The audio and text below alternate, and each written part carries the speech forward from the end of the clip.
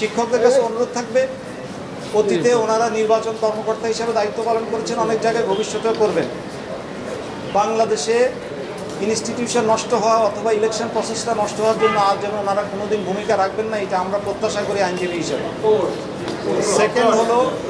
Second হলো আজকের এই মামলাটা ওনারা খুব ভালো করে জানেন যে ওনারা 2 দশক ধরে কত আন্দোলন করেছেন, কিছু করতে পারেন নাই। ওনারা কোর্টে হাইকোর্টে জেতার পরে অ্যাপিলেট ডিভিশনে মামলাটা শুনানি করতে পারেন নাই।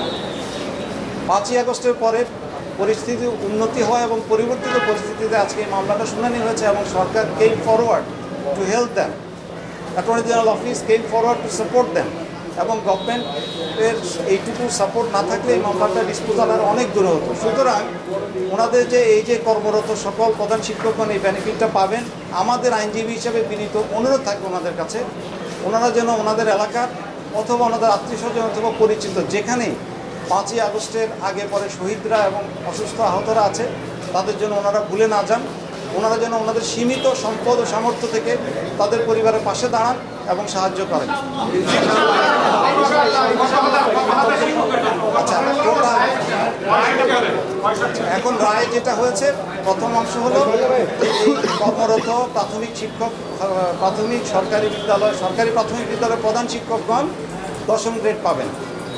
আচ্ছা, দ্বিতীয় ডাইরেকশন হচ্ছে তারা দ্বিতীয় শ্রেণীতে আপগ্রেডেড গেজেটেড স্ট্যাটাস পাবে। Their name should be notified in the gazette.